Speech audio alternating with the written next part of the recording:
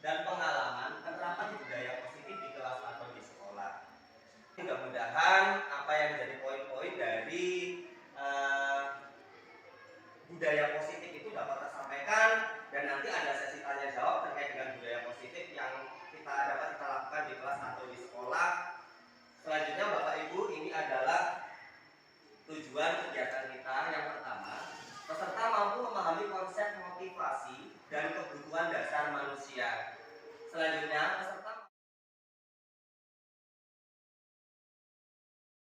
yang pertama adalah motivasi dan kebutuhan dasar manusia. Mengapa motivasi, Bapak Ibu? Karena semua tindakan yang kita lakukan atau tindakan yang anak-anak lakukan itu memiliki motivasi tertentu, sebagaimana diungkapkan oleh Diane Gosden dalam bukunya Restructuring School Discipline, yang menyatakan ada 3 motivasi yang mendasari manusia melakukan tindakan. Yang pertama adalah untuk menghindari ketidaknyamanan atau hukuman. Yang kedua, untuk mendapatkan imbalan atau penghargaan dari orang lain. Yang ketiga adalah untuk menjadi orang yang mereka inginkan dan menghargai diri sendiri dengan nilai-nilai yang mereka percaya. Nah, terkait dengan siswa Bapak Ibu, kira-kira kalau yang pertama motivasi yang mereka lakukan, yang pertama untuk menghindari ketidaknyamanan atau hukuman, itu motivasi itu eksternal apa internal? Berasal dari luar atau berasal dari dalam? Dari luar. Oke, menghindari ketidaknyamanan hukuman, supaya misalnya anak-anak berangkat sekolah itu tepat waktu, itu menghindari hukuman supaya tidak dihukum oleh gurunya, atau misalnya anak-anak membuang sampah pada tempatnya supaya tidak dihukum. Nah, seperti itu. Artinya peraturan itu masih dari luar, motivasinya dari luar. Yang kedua, untuk mendapatkan imbalan atau penghargaan. Nah, yang satu adalah berupa hukuman, yang satu itu penghargaan. Nah, itu pun masih berupa motivasi dari luar. Nah, Bapak Ibu, motivasi yang diharapkan itu adalah motivasi yang dari dalam atau motivasi intrinsik, yaitu untuk menjadi orang yang mereka inginkan berdasarkan nilai-nilai yang mereka percaya atau nilai-nilai yang mereka yakini. Jadi nanti kita akan membuat anak-anak itu menyepakati sebuah nilai, sebuah keyakinan dalam suatu kelas, dan nilai itu yang akan dijunjung, yang mana nilai itulah yang akan diyakini, sehingga nilai itu menjadi motivasi intrinsik anak-anak dalam bertindak. Misalnya nanti anak-anak akan mengerjakan tugas piketnya bukan karena takut dihukum, atau bukan karena takut bukan karena ingin diberi penghargaan, namun mereka melakukan tugas piket, membuang sampah pada tempatnya itu karena ada nilai yang mereka yakini dan nilai yang mereka percaya. Seperti itu. Itu motivasi, artinya motivasi itu berkaitan dengan apa yang mereka lakukan.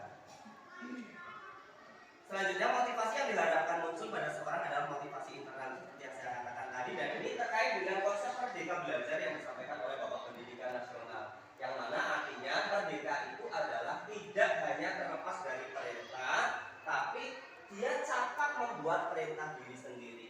Berarti dalam merdeka itu ada kemandirian, bukan karena diperintah. Misalnya anak-anak mau belajar, memanfaatkan waktu luang, atau mengerjakan tugas PR, itu karena motivasi di dalam dirinya, menganggap bahwa itu ada keyakinan yang harus mereka lakukan, bukan karena diperintah. Itu yang kita harapkan dari kurikulum merdeka. Selanjutnya Bapak Ibu, motivasi juga itu didasari oleh kebutuhan dasar manusia. Artinya manusia melakukan sesuatu itu terkait dengan konsep kebutuhan dasarnya. Ada 5 kebutuhan dasar hidup manusia yang mendasari seseorang bertingkah atau berperilaku. Yang pertama adalah karena kebutuhan hidup. Itu kebutuhan yang paling pertama dan utama. Selanjutnya ada kebutuhan akan penguasaan, kebutuhan akan adanya kebebasan, kebutuhan akan adanya kesenangan, kebutuhan akan adanya rasa kasih sayang dan diterima. Nah, ini kalau kita kaitkan dengan kebutuhan anak-anak di kelas, apabila anak-anak tidak mendapatkan kebutuhan ini, akan terjadi penyimpangan, akan terjadi tindakan indisipliner seperti itu. Nah, misalnya kebutuhan hidup, kebutuhan penguasaan, kebutuhan kebebasan, kebutuhan kesenangan dan kasih sayang, itu seperti apa contohnya? Seperti ini. Misalnya, si Anu setiap hari meminta uang pada teman sekelasnya. Biasanya yang diminta adalah anak perempuan, karena dianggapnya anak perempuan itu pasti nurut kalau dimintain uang. Nah, apakah ini tingkah laku si Anu itu tidak ada hal yang mendasarinya? Pasti ada dong. Tingkah laku si Anu itu terjadi atau si Anu melakukan tindakan itu karena mungkin ada 5 kebutuhan dasar atau ada beberapa kebutuhan dasar yang memang tidak terpenuhi oleh si Anu. Maka sebagai guru kita harus melakukan identifikasi, kita harus melakukan pendekatan. Nah, sehingga kita memperoleh jawaban apa sih kira-kira kebutuhan yang tidak terpenuhi oleh si Anu. Bisa jadi si Anu meminta uang kepada temannya karena dia lapar, dia tidak pernah sarapan, dia tidak pernah diberi uang saku dari orang tuanya. Nah, ini berarti terkait dengan tidak terpenuhi kebutuhan berupa kebutuhan hidup seperti itu. Terus yang kedua, si Anu meminta uang kepada teman perempuan karena dianggap teman-temannya itu punya uang yang banyak dan bisa memberikan sebagian uang sakunya. Nah, ini berarti terkait dengan kebebasan. Dia bebas mau ngapain gitu. Atau dia ingin kebebasan. Itu permasalahan si Anu. Terus yang ketiga, si Anu meminta uang kepada siswa perempuan karena dia senang kalau siswa perempuan itu nanti kalau diminta nanti dia nangis, dan dia senang. Ada kesenangan yang ingin dipenuhi oleh si Anu. Terus selanjutnya lagi, si Anu meminta uang kepada temannya karena ia ingin dianggap sebagai orang yang kuat dan orang yang berkuasa. Berarti ini terkait dengan kebutuhan akan kekuasaan. Selanjutnya lagi, si Anu meminta uang kepada teman sekelasnya karena ia dianggap diperhatikan oleh guru dan teman-temannya. Karena ia ingin dianggap, ketika dia dipanggil di kantor, dia dianggap sebagai orang yang ingin disayang. Berarti kebutuhan ini adalah kebutuhan terkait oleh love and belonging atau kebutuhan cinta kasih. Nah, oleh karena itu Bapak Ibu nantinya kita berharap ketika ada perilaku menyimpang, kita jangan langsung mendefinisikan bahwa oh anak itu nakal, oh anak itu seperti ini, anak itu seperti ini. Maka inilah yang disebut dengan budaya positif. Kita berpositif thinking, kita cari penyebabnya apa. Siapa tahu ada 5 dasar kebutuhan yang belum terpenuhi. Nah, ketika ada kebutuhan dasar itu yang belum terpenuhi, terus tentunya ketika kita mendiagnosa seseorang, mendiagnosa masalahnya dengan tepat, akan ketemu solusi dengan tepat pula. Seperti itu. Kalau jangan sampai kita salah mendiagnosa, padahal misalnya si Anu itu perlu kebutuhan hidupnya, kebutuhan untuk bertahan hidup, tetapi diagnosa kita adalah tentang kebebasan, itu nantinya tidak tepat juga penanganannya. Nah, jadi Bapak Ibu, tidak terpenuhi salah satu dari kebutuhan atau beberapa kebutuhan itu akan menyebabkan perilaku anak atau perilaku seseorang itu menyimpang seperti itu. Oleh karena itu, kita sebagai guru, sebagai orang dewasa di sekolah, hendaknya mampu menyediakan kebutuhan-kebutuhan itu dalam setiap kegiatan.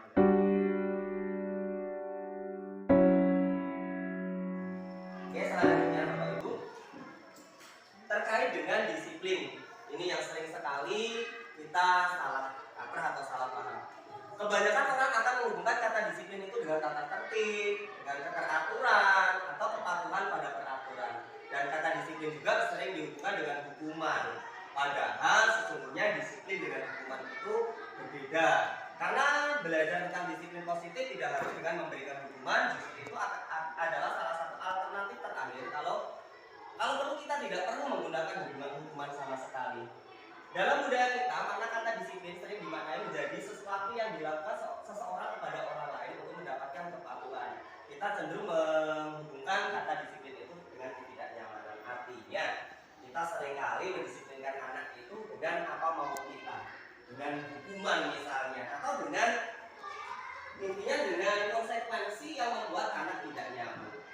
Nah, ketidaknyamanan itu tidak menghasilkan sesuatu yang jangka panjang atau efek yang jangka panjang. Ketidaknyamanan itu hanya membuahkan hasil jangka pendek.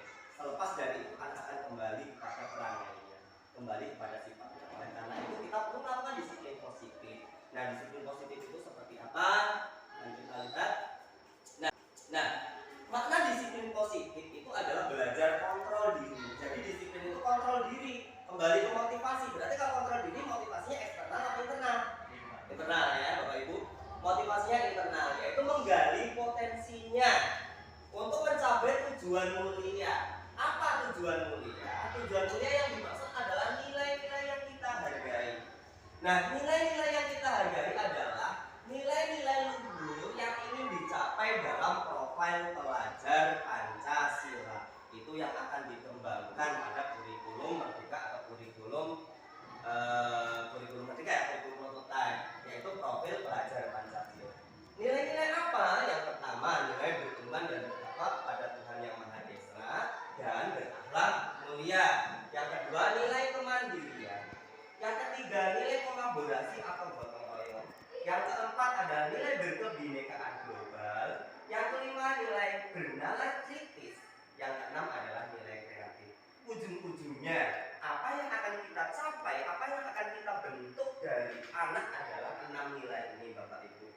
tugas kita bukan mengubah anak itu menjadi 6 ini, namun menuntun mereka untuk menuju 6 ini.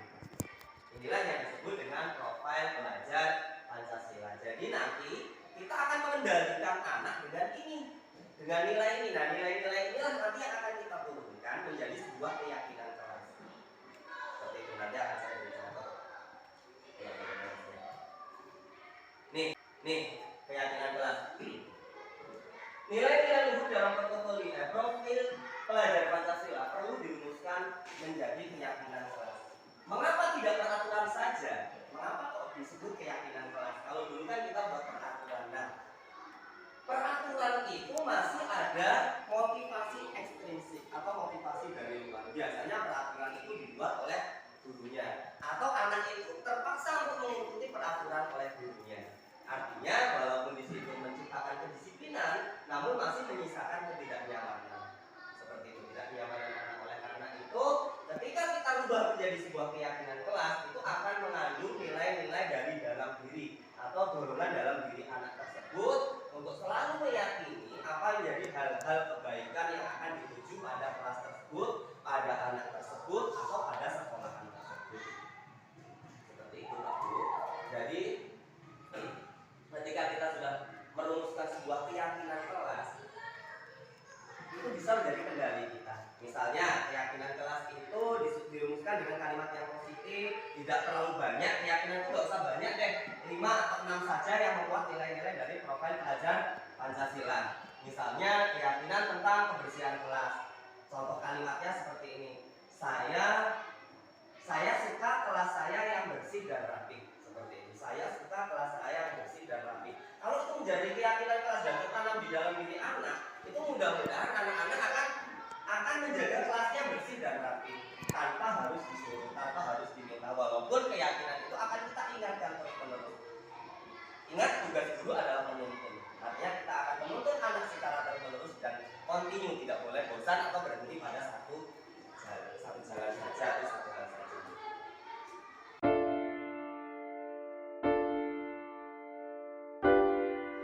Nah, terkait dengan disiplin positif Bapak Ibu, ada 3 tindakan disiplin yang kita kenal. Yang pertama ada hukuman, yang kedua ada konsekuensi, yang ketiga ada restitusi. Nah, disiplin itu tujuannya adalah untuk menegakkan keyakinan kelas, bukan untuk menegakkan peraturan kelas ya. Kita kembalikan bukan peraturan tapi menegakkan keyakinan kelas.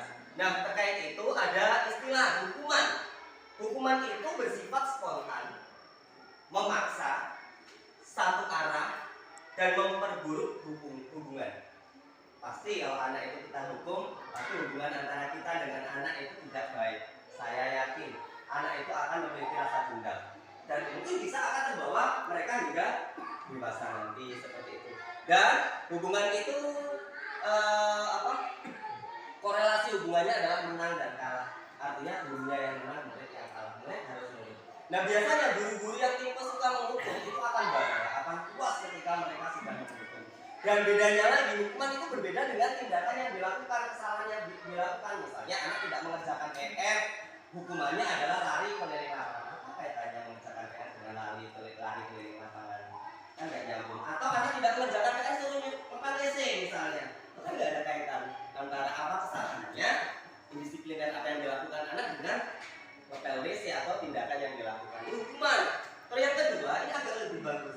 Kalau hukuman tadi menghasilkan identitas yang gagal, sedikit lebih bagus adalah konsekuensi. Konsekuensi itu lebih terencana. Ada kesepakatan antara guru dengan siswa, namun masih meninggalkan ketidaknyamanan jangka pendek. Nah, hubungannya menang sama menang. Maksudnya seperti ini Bapak Ibu. Misalnya kelas tersebut sudah punya peraturan ya. Peraturannya adalah siswa yang tidak mengerjakan PR itu jam istirahatnya harus mengerjakan, dia tidak memiliki jam istirahat. Nah, di situ berarti anak yang melanggar tidak mengerjakan PR, konsekuensinya adalah mengerjakan tugasnya pada jam istirahat. Nah, di sini memang benar anak itu melaksanakan tugasnya, terus nyambung dengan konsekuensi yang diberikan dan juga dengan kesalahannya. Namun di sini ada ketidaknyamanan. Apa ketidaknyamanan yang muncul? akan hilang hak anak ketika bermain di sekolah. Tetap akan meninggalkan ketidaknyamanan. Namun demikian konsekuensi juga akan membentuk identitas yang sukses. Artinya dari tujuan pembentukan karakter siswa atau disiplin yang ingin diterapkan itu akan menyebabkan kesuksesan. Berbeda dengan hukuman, karena apa hukuman, apa konsekuensi, apa permasalahannya, apa konsekuensi yang diberikan itu berbeda ya. Selanjutnya yang ketiga ini yang diharapkan, yang disebut restitusi. Restitusi bersifat terencana, itu kolaborasi atau kerjasama, adanya kebebasan menemukan solusi. Jadi di sini contohnya ketika ada anak yang tidak mengerjakan PR, itu ditanya apa penyebabnya, apa motivasinya sehingga dia tidak mengerjakan PR. Terus anak tersebut diberi kebebasan untuk menemukan solusinya, apa solusinya dan bagaimana kedepannya supaya dia tetap bisa menegakkan keyakinan kelas. Nah di sini ada sebuah penghargaan kepada orang yang melakukan kesalahan, dan pasti akan membentuk identitas yang sukses dan hubungannya adalah menang-menang. Gurunya tenang karena guru tidak perlu keluar energi banyak untuk marah-marah, namun anak juga akan menang karena dia akan menemukan solusinya, dan harapannya ke depan dia tidak akan mengulangi kesalahannya seperti itu. Jadi sesuatu harus terjadi. Kalau pada konsekuensi seperti itu, sesuatu memang harus terjadi. Namun di restitusi sesuatu itu merupakan pilihan. Artinya kalau di konsekuensi misalnya sudah disepakati nih nggak ngerjain PR, istirahat dari ngerjain PR, tapi di restitusi tidak seperti itu. Diberi pilihan, boleh pada saat istirahat, boleh pada saat jam pulang, boleh pada saat nanti dibawa lagi pulangnya, sehingga mereka tidak mengulangi lagi. Jadi di restitusi itu memberikan kebebasan, tapi kebebasan yang bertanggung jawab. Namun di konsekuensi nggak peduli. Pokoknya kalau sudah aturannya seperti itu, konsekuensinya kamu nggak kerjain PR ya, istirahat kamu nggak kerjain PR. Itu bedanya ya Bu, konsekuensi dengan restitusi. Artinya disinilah yang menyebabkan ketidaknyamanan. Terus tidak nyaman untuk murid dalam jangka panjang itu pasti di bidang hukuman. Jangka panjang maupun jangka pendek tetap menimbulkan ketidaknyamanan. Mungkin anak akan dendam dengan kita. Bahkan kalau misalnya itu terjadi, hukuman itu terjadi di tingkat-tingkat sekolah yang lebih tinggi, misalnya SMP, SMA, bisa-bisa gurunya dicegat ya ketika kita melakukan hukuman. PD-nya bisa dibocorin dan seterusnya. Nah kalau di SD mungkin tidak seperti itu, tapi anak pasti akan menyimpan dendam. Akan menyimpan dendam pada guru tersebut yang memang doyan banget memberi hukuman seperti itu. Nah di konsekuensi ketidaknyamanannya itu hanya jangka pendek. Namun di restitusi itu akan memberikan kenyamanan murid baik jangka pendek maupun jangka panjang. Walaupun restitusi itu tidak mungkin berhasil dalam satu kali tindakan. Restitusi itu harus berulang-ulang, mengembalikan anak ke jalan yang kita mau, yang kita yakin itu tidak mudah. Memang harus berulang-ulang, tapi bukan melalui hukuman, karena hukuman itu ternyata akan menimbulkan ketidaknyamanan, ketidakadilan. Sementara konsekuensi masih meninggalkan ketidaknyamanan, anak itu akan menjadi benda mati, tidak memiliki kreativitas untuk menyelesaikan solusinya. Namun di restitusi anak-anak akan berpikir mencari bagaimana caranya mencari solusi atas permasalahan yang mereka lakukan. Seperti itu Pak Bu ya. Sehingga dalam hukuman itu sifat disiplinnya adalah negatif. Konsekuensi sikap hukumannya, sikap disiplinnya itu netral, dan di restitusi itu adalah sikap hukuman disiplin yang positif. Artinya ketika kita membahas disiplin positif, harapannya Bapak Ibu akan menerapkan restitusi untuk menghadapi anak-anak yang memiliki penyimpangan atau melakukan tindakan-tindakan indisipliner. Seperti itu Pak Bu ya, karena hukuman itu sifatnya negatif, konsekuensi walaupun itu merupakan disiplin positif, merupakan identitas sukses, namun dia sifatnya netral. Anak itu tidak termotivasi dari dalam. Sementara restitusi akan memberikan kepercayaan anak, diberi kepercayaan untuk memperbaiki atau mencari solusi atas masalahnya. Nih, terkait dengan disiplin positif yang di awal tadi, inilah Bapak Ibu restitusi yang akan kita terapkan dan akan kita coba di sekolah kita, di kelas kita dalam mengatasi anak-anak yang memiliki permasalahan.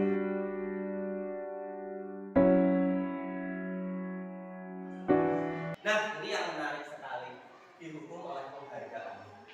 Bapak Ibu ternyata memberi penghargaan, baik itu hadiah, pujian, apapun itu, ternyata tidak menghasilkan disiplin positif. Justru penghargaan itu sebenarnya adalah hukuman. Kok bisa Pak Bu? Yang pertama, pengaruh jangka panjang dan juga jangka pendek. Artinya, penghargaan itu dalam jangka panjang ya tidak memberi efek, dalam jangka pendek juga tidak memberi efek. Jika anak itu tidak di stop penghargaannya, tidak kembali diberi penghargaan, dia tidak akan melakukan apapun seperti itu. Terus akan mengurangi ketepatan. Penghargaan menghukum ya tadi penghargaan menghukum. Sebenarnya seperti ini, misalnya ketika kita memberi penghargaan berupa ranking kelas, tiba-tiba pada kelas tertentu anak yang ranking 1 itu tergeser dengan temannya, dia menjadi ranking 2, dia akan merasa terhitung, akan merasa bersalah, dan dia mungkin takut dengan orang tuanya. Silakan dia akan takut dengan orang tuanya, malu dengan komunitasnya. Artinya di sini budaya positifnya belum muncul Pak Bu ya. Jadi penghargaan itu akan mengurangi ketepatan, akan tidak efektif, dan yang lebih parah akan merusak hubungan apabila kita salah-salah dalam memberikan penghargaan. Misalnya dalam sebuah kelas klasikal, ada anak yang pintar, kita puji-puji di depan teman-temannya, bisa jadi anak itu akan menjadi incaran oleh teman-teman yang lain, akan menjadi bulian, akan diolok-olok. Nah inilah akan merusak hubungan. Itu anak saya Bu, itu anak saya, dan seterusnya. Artinya penghargaan itu ternyata tidak selalu bagus. Ada cara yang lebih bagus yaitu respeksi. Walaupun sifatnya positif, namun penghargaan itu ternyata masih menimbulkan masalah. Menurunkan kualitas, mematikan kreativitas karena hanya anak itu mengejar apa yang menjadi yang ia inginkan gitu. Dan mengurangi motivasi intrinsik, itu yang paling penting, bahwa kita sebenarnya ingin membangun budaya positif melalui terbangunnya motivasi dari dalam anak tersebut. Namun dengan adanya penghargaan, dengan adanya hadiah, itu justru akan mengurangi motivasi intrinsik. Anak mau belajar karena pengen ranking, dapat hadiah, padahal anak belajar itu adalah sebuah kebutuhan. Itu harusnya seperti itu. Tuh didukung oleh penghargaan.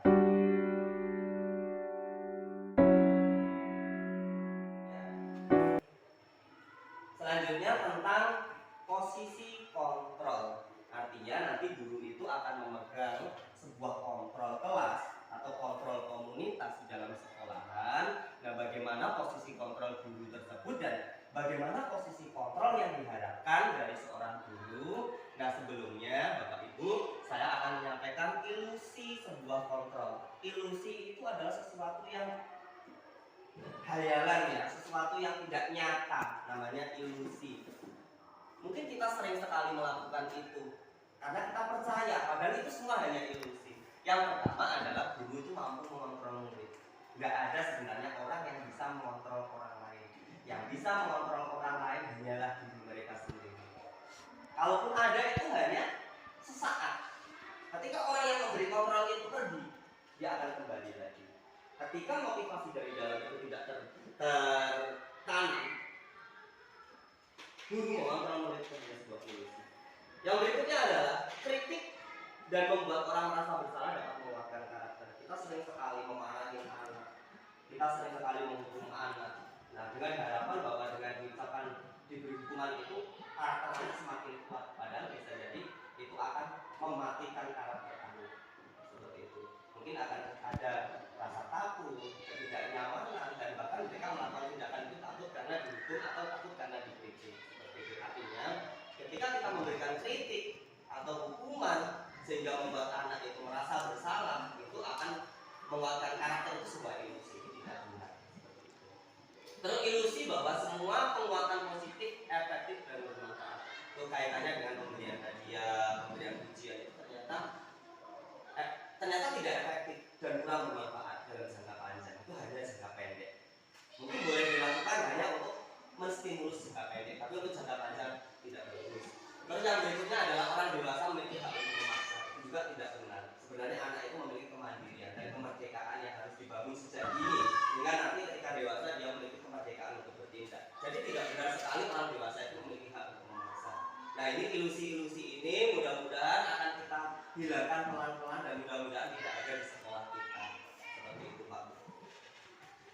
Terus seperti apa sih posisi kontrol? 5 posisi kontrol guru menurut Dan Gosen itu adalah ada 5 ya Pak Bu. Seperti ini Pak.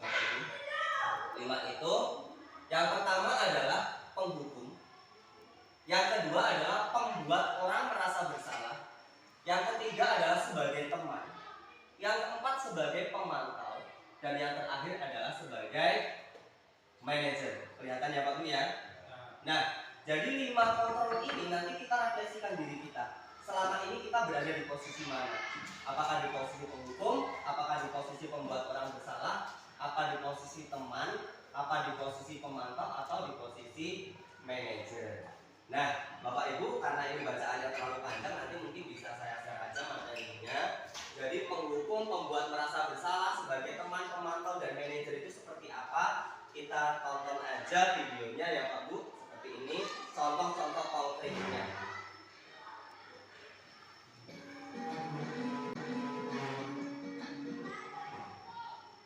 Salam bahagia Ibu dan Bapak Guru hebat. Dalam penerapan disiplin positif restitusi, salah satu program yang dikembangkan adalah 5 posisi kontrol.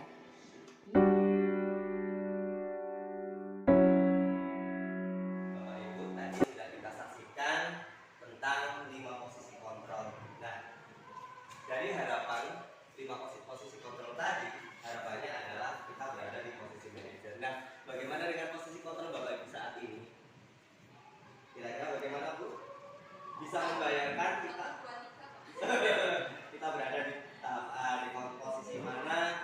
Dan harapannya adalah kita berada pada posisi manajer, karena pada posisi manajer tersebut akan memunculkan motivasi internal dari dalam siswa. Bagaimana penerapannya di sekolah terhadap 5 posisi kontrol tersebut? Di sekolah kita, di sekolah SD, yang mana kalau yang tadi kalau kita lihat di situ ada guru BK, di sekolah kita ya ketemu kita dari pagi sampai siang. Nah itu nanti silakan Bapak Ibu berbagi pengalaman terkait dengan praktek posisi kontrol tersebut. Karena di SD itu mungkin nggak sama, nggak bisa kita samakan di kota, nggak bisa kita samakan dengan di SMA, apalagi SMA yang berada di sekolah perkotaan seperti itu. Mungkin tingkat bahasa anak-anak itu lebih kompleks, lebih tinggi dibandingkan anak-anak yang ada di daerah, sehingga mungkin menghasilkan cerita tersendiri. Nanti silakan Bapak Ibu share pada saat kegiatan tanya jawab. Materinya akan saya lanjutkan tentang segitiga restitusi. Bapak Ibu, ketika anak-anak itu mengalami masalah dalam penerapan disiplin positif, itu kita diusahakan tidak mengambil posisi kontrol yang salah. Namun harapannya kita mengambil posisi kontrol sebagai manajer, yang mana seorang manajer itu akan mengantarkan, mengatur, menuntun anak-anak itu untuk memecahkan solusinya. Dan tadi sudah disampaikan bahwa cara untuk menemukan solusi, memecahkan solusi anak-anak yang mengalami masalah itu adalah melalui restitusi. Nah, restitusi yang seperti apa yang dapat kita praktekkan? Yaitu restitusi segitiga, atau yang dikenal dengan istilah segitiga restitusi. Apa saja langkah-langkahnya? Yang pertama adalah menstabilkan identitas. Nah, anak yang mengalami kesalahan atau melakukan kesalahan itu sejatinya anak-anak yang kehilangan identitasnya, yang melupakan keyakinan kelasnya. Oleh karena itu perlu kita stabilkan identitasnya. Artinya ketika kita menstabilkan identitas tersebut, kita berada pada posisinya. Misalnya anak-anak melakukan kesalahan, kita ajukan pertanyaan, misalnya Bapak juga atau Ibu juga pernah kok melakukan kesalahan seperti itu. Ketika anak yang kita restitusi itu anak yang sedang marah-marah memarahi temannya, bisa kita restitusi dengan menstabilkan identitas. Tentu kita punya sifat marah. Wajar seseorang bisa marah kalau titik-titik, kalau bla bla bla dan seterusnya. Ketika identitas itu distabilkan, insya Allah anak-anak yang mengalami masalah itu tidak akan bergejolak dengan masalahnya, tidak akan kembali pada masalahnya, namun akan mencari ke depannya itu seperti apa. Dia tidak akan mengingat-ingat kesalahannya, karena kalau kesalahannya itu diulang-ulang, diingat-ingat, kita akan menghabiskan energi. Karena kalau sesuatu yang sudah dilakukan itu tidak akan kembali, kita akan berbicara ke depan. Maka kita perlu menstabilkan identitas. Yang selanjutnya adalah validasi tindakan yang salah. Misalnya, kamu tentu punya alasan mengapa melakukan itu. Ada cara yang lebih efektifkah untuk mendapatkan apa yang kamu butuhkan setelah identitasnya sudah distabilkan. Selanjutnya, ketika anak-anak sudah divalidasi tindakan salahnya, kembalikan pada keyakinan kelas. Menanyakan keyakinan kelas. Jadi keyakinan kelas apa yang sudah kamu langgar, yang sudah tidak kamu indahkan, dan bagaimana caranya supaya kamu dapat melakukan keyakinan kelas itu. Artinya anak-anak ketemu solusinya di sini, di kegiatan restitusi yang ketiga, yaitu menanyakan keyakinan. Nah,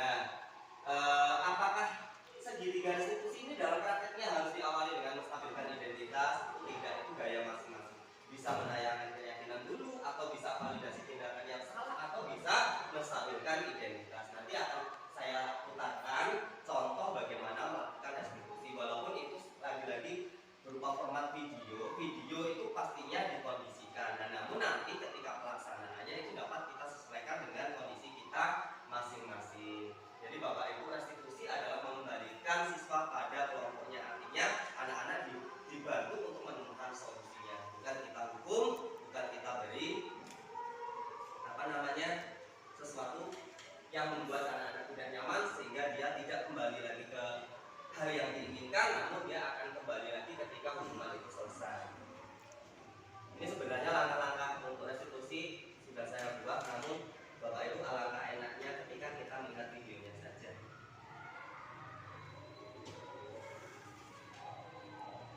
Itu contoh penerapan sistematika restitusi.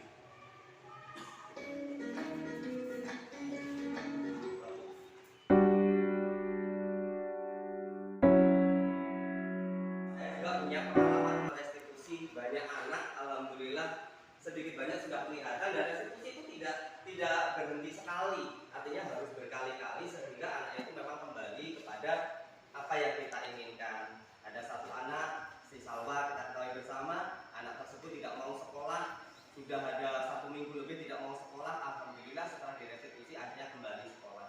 Kalau ada anak yang ketika ditanya itu cuma jawabnya nggak tahu sampai saya jengkel, nanti rapotnya tak isi nggak tahu, karena ngerjain PR nggak pernah, ngerjain tugas nggak pernah, ditanya nggak tahu, baru dijelaskan, baru membahas sebuah topik ditanya nggak tahu. Akhirnya setelah direstitusi anak tersebut memiliki kepercayaan diri, memiliki kemandirian belajar sehingga dia seperti teman-teman yang normal. Bapak Ibu, intinya kita harus optimis. Kita harus optimis melakukan perubahan, merubah mindset, posisi kontrol kita arahkan menuju setidaknya pada posisi sebagai pemantau. Selanjutnya ketika kita sudah berada pada posisi pemantau, akan mudah sekali kita akan berada di posisi manajer. Ketika posisi kita ketahui tadi posisi hukum menghukum, posisi membuat rasa bersalah, atau posisi sebagai teman itu tidak mendatangkan motivasi secara intrinsik, untuk itu kita akan mencoba menerapkannya di dalam kelas. Nah, Bapak Ibu, seperti apakah aksi nyata terkait dengan praktek penerapan budaya positif yang sudah saya lakukan? Bapak Ibu, ini adalah beberapa aksi nyata walaupun masih belum maksimal. Yang pertama adalah penyusunan keyakinan kelas, Pak Bu. Penting sekali setiap kelas memiliki keyakinan kelas. Keyakinan kelas itu didasarkan pada nilai profil pelajar Pancasila yang 6 itu. Nanti Bapak Ibu, kalau misalnya Bapak Ibu masih kesulitan tentang menyusun keyakinan kelas, nanti bisa kita kolaborasikan. Karena penting sekali keyakinan kelas itu kita bentuk, karena untuk melakukan kegiatan-kegiatan atau menanamkan kedisiplinan positif tadi, dasarnya adalah keyakinan kelas, bukan peraturan. Nah, keyakinan yang berisi nilai-nilai luhur yang termaktub dalam profil pelajar Pancasila itu dapat kita uraikan pada kegiatan-kegiatan yang dapat dilakukan oleh anak-anak, tapi menggunakan bahasa positif. Contoh bahasa positif itu misalnya seperti ini: tidak membuang sampah tidak membuang atau tidak merusak barang-barang di kelas. Itu kalimat yang tidak positif. Tidak merusak, artinya ada larangan seperti itu. Tapi kalimat positifnya adalah ayo menjaga barang-barang yang ada di lingkungan kelas. Gitu. Jadi ada menggunakan kalimat yang positif, bukan kalimat yang berupa larangan, apalagi kalimat yang berupa ancaman. Misalnya datang tepat waktu, datang 15 menit sebelum jam belajar dimulai, itu peraturan. Tapi keyakinan adalah saya akan datang tepat waktu. Itu contoh peraturan yang mengacu pada keyakinan kelas. Jadi saya sudah menciptakan keyakinan kelas, yang mana keyakinan kelas inilah yang akan kita jadikan kendali anak-anak bersikap, berperilaku, sehingga kita mudah melakukan disiplin positif. Dan walaupun dalam pelaksanaannya Pak Bu itu tidak mudah seperti membalikan telapak tangan, mengembalikan anak pada posisi yang seharusnya itu tidak mudah. Kegiatan yang kita lakukan adalah restitusi ketika anak-anak mengalami masalah. Nah, ini contoh aplikasi budaya positif sesuai keyakinan kelas. Misalnya di sini keyakinan kelas mencintai lingkungan sekolahku, salah satunya adalah tidak membuang sampah sembarangan, walaupun kenyataannya anak-anak itu masih perlu diingatkan, masih perlu dituntun. Itu tadi kodrat kita, tugas kita sebagai guru adalah menuntun tumbuh kembang anak, maka kita tidak boleh bosan. Selanjutnya yang harus kita tanamkan adalah keyakinan bahwa anak itu melakukan kegiatan itu atas dasar mereka mencintai lingkungannya, bukan karena takut sama Pak Nasib, bukan karena takut sama Pak Yudi, Bu Tiana, dan seterusnya. Terus ada keyakinan kelas yang belum disepakati pada waktu itu, anak-anak enggan bekerja sama dengan kelompok yang bukan laki-laki, bukan jenis kelamin yang sama. Anak perempuan maunya sama anak perempuan, laki-laki sama anak laki-laki. Setelah mereka memiliki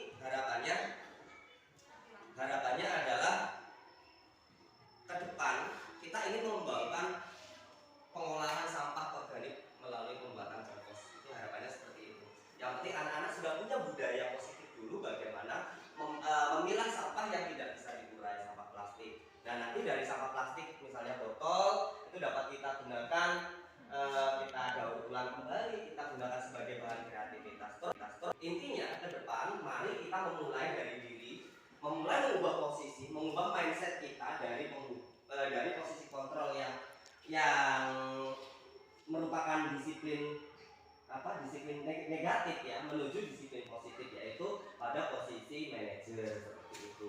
Terus selanjutnya Bapak Ibu, harapan saya adalah nanti setiap kelas terbentuk sebuah keyakinan kelas, karena Bapak Ibu tidak akan mungkin bisa melakukan restitusi tanpa memiliki sebuah kendali. Kendalinya adalah keyakinan kelas. Nah, untuk itu pembuatan keyakinan kelas atau penyusunan keyakinan kelas itu tidak mungkin dapat terselesaikan di sesi ini. Nanti akan kita bahas pada sesi berikutnya.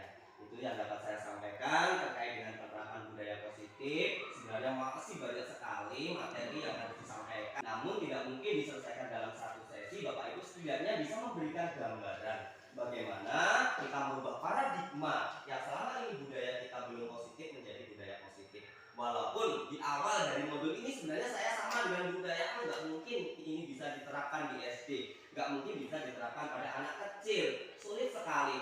Insya Allah kalau kita lakukan dengan tulus, kita lakukan pelan-pelan dan memang nggak boleh bosan. Restitusi itu namanya akan selalu berulang seperti itu. Nanti Ibu akan menemukan caranya.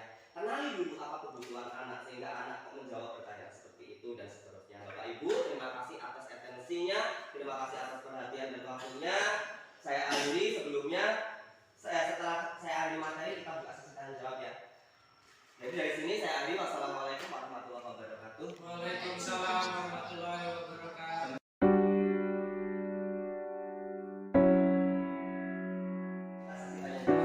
Silakan Bapak Ibu, kalau ada yang ingin disampaikan, menanggapi, menanyakan terkait dengan penerapan budaya positif di lingkungan sekolah dan apa sih seharusnya yang kita lakukan atau yang perlu kita lakukan terkait dengan penerapan budaya positif di sekolah kita. Silakan Bapak Ibu. Ya, Monggo Pak.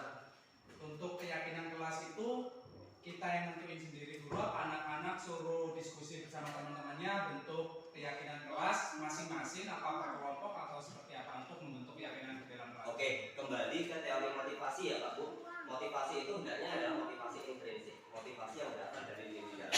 Artinya ketika keyakinan kelas itu kita yang menentukan, itu nanti tingginya bukan motivasi intrinsik, tapi motivasi ekstrinsik. Artinya guru itu hanya menyodorkan, ini loh nilai-nilai yang kita tuju.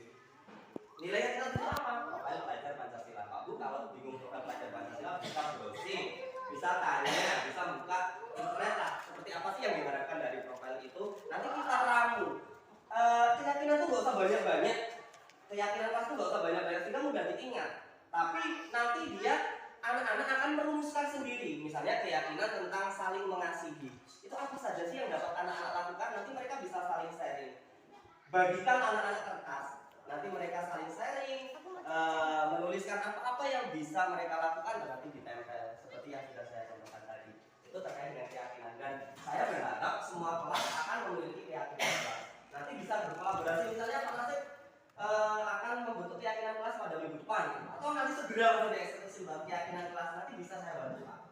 Gitu. Jadi kita bersama-sama punya keyakinan dulu. Nanti Pak Bu, keyakinan kelas yang sudah ada dari masing-masing kelas itu akan kita ramu lagi menjadi sebuah keyakinan sekolah.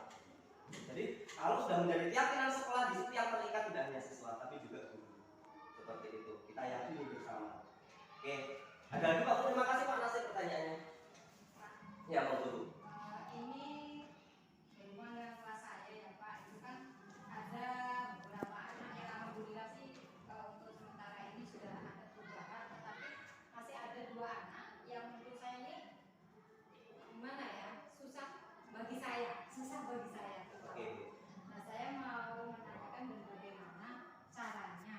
Salah satunya ketika saya menanyakan pada anak itu, dia itu nggak mau nulis Pak, nggak mau nulis untuk di pembelajaran tematik, tetapi untuk di pembelajaran matematika berhitungnya, alhamdulillah dia itu selalu menyelesaikan tugasnya. Dan menurut saya anak tersebut sebetulnya mampu ketika menulis dari dalam hati dia mampu dan bisa menyelesaikan tugas tersebut. Tetapi ketika mungkin moodnya si anak ini kurang, dia tidak akan pernah menulis atau mungkin hanya satu kata atau dua kata saja menulisnya. Nah ketika saya tanya kenapa kok tidak mau menulis, alasan dia itu selalu tidak tahu dan malas, jawabannya hanya itu aja. Sehingga saya bingung untuk menyelesaikan si anak ini tadi seperti itu. Nah itu solusinya bagaimana? Oke, Bapak Ibu ada yang bisa ulun pendapat bagaimana kira-kira solusinya Pak Bu? Karena di sini mari kita mencari solusi bersama atas permasalahan-permasalahan yang terjadi di kelas kita atau di sekolah kita. Gimana Pak Bu? Ada yang bisa ulun pendapat kira-kira?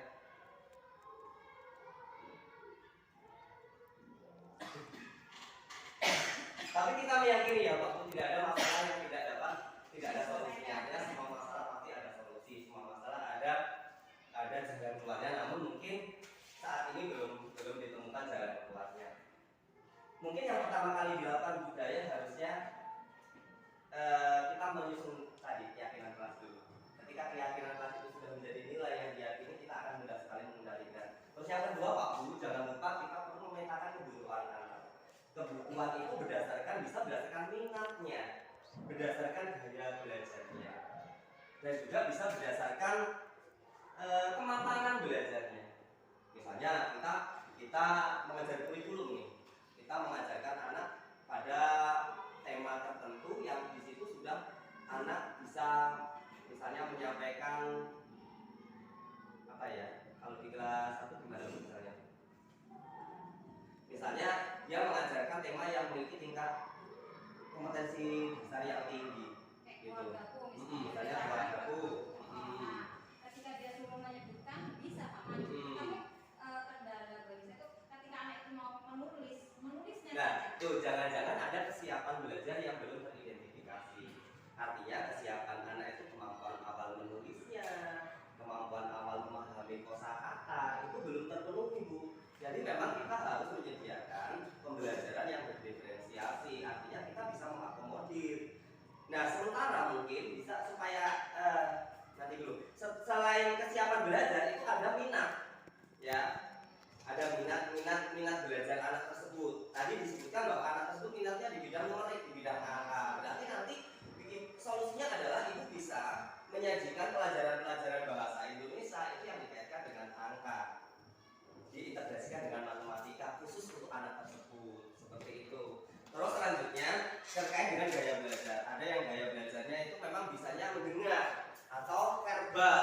Ada yang gaya belajarnya itu memang yang suka menulis. Itu memang setiap anak berbeda-beda. Maka ketika kita sudah bisa mengidentifikasi kebutuhannya, tingkat ketercapaiannya, tingkat kematangannya, itu mudah-mudahan kita bisa memberikan solusi. Jangan-jangan si anak yang tadi nggak mau nulis itu memang dia belum bisa nulis, gitu. Atau dia sebenarnya bisa nulis nih, sudah bisa lancar menulis, tapi memang dia hanya minat di bidang angka. Kenapa tidak kita kaitkan dengan numerik untuk menanamkan konsep misalnya kebahasaan, itu kan bisa sih seperti itu. Atau gaya bahasanya, ternyata anak itu memang auditory gitu, dia yang suka mendengarkan, dia tidak suka menulis gitu. Ya memang kita harus mengakomodir. Memang tantangan kita berat Bu, untuk bisa memfasilitasi anak itu sesuai dengan kebutuhannya, seperti itu. Kira-kira mungkin yang dilakukan budaya yang pertama kali menetapkan keyakinan, supaya keyakinan itu disepakati. Yang sederhana saja yang bisa diterapkan untuk anak kelas 1, nanti saya bantu untuk berkolaborasi. Terus selanjutnya dari keyakinan itu akan menjadi kendali kita. Selanjutnya ketika kita mau melakukan diagnosis ke anak atau melakukan tindakan pengobatan, kita harus melakukan diagnosis yang benar, diagnosis yang tepat. Apakah didiagnosis berdasarkan ketercepatan atau kemampuan awal anak tersebut, atau berdasarkan minatnya, atau berdasarkan gaya belajar anak tersebut. Karena kalau salah diagnosis nanti salah juga penanganannya, seperti itu. Anak nggak mau nulis, ternyata masalahnya dia memang bukan nggak bisa menulis, tapi memang dia nggak suka menulis. Berarti memang kita akomodir itu. Walaupun ada kompetensi dasar yang mengajarkan anak untuk menulis, kembalikan ke keyakinan kelas bahwa menulis itu penting, menulis itu adalah salah satu mengasah prestasi dan seterusnya. Gitu. Nanti pelan-pelan mudah-mudahan. Ya, kita berkolaborasi Pak. Ada lagi Pak? Monggo.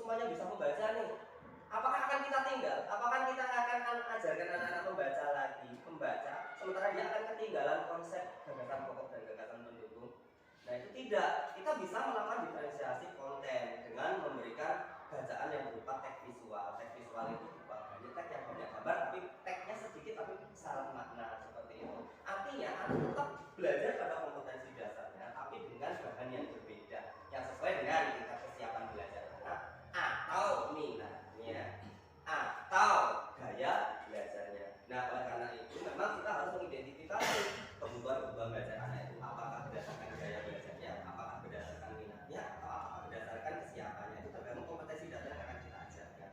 Misalnya kita mengajarkan tentang teks, kita mengecek kesiapan anak, apakah anak sudah bisa membaca semua atau belum. Berarti kita perlu menyiapkan teks yang lebih ringan.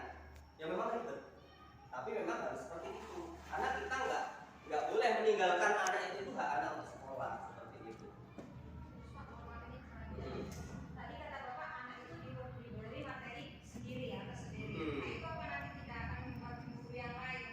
Oh iya si A hanya mendapatkan perhatian khusus, artinya seperti itu. Soal tersendiri seperti itu. Sebenarnya tidak sendiri sih Bu, itu bisa dikelompokkan. Biasanya dalam satu kelas itu kan ada yang memang sama. Ya. Kalaupun memang ternyata memang itu anak itu perlu sendiri dan memang sendiri yang perlu mendapatkan perlakuan khusus, ya tidak, karena setiap anak kan akan mendapatkan perhatian sesuai dengan porsinya masing-masing. Anak nggak akan melihat anak lain gitu. Dia sudah punya porsinya loh gitu. Ketika mengerjakan tugas misalnya tugas menulis, si anak tersebut diberi tugas menulis yang banyak angkanya gitu, yang ada kaitan menghitungnya gitu. Yang lain sesuai dengan, tapi tetap mengacu tujuan yang sama gitu.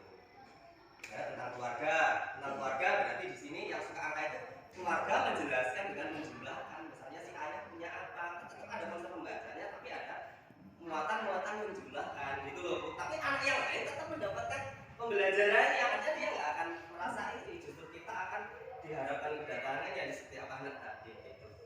Memang berat, sulit, saya juga sulit menerapkan itu, tapi pelan-pelan insya Allah bisa. Ada lagi yang lain? Jadi intinya Pak Bu ya, kita merefleksikan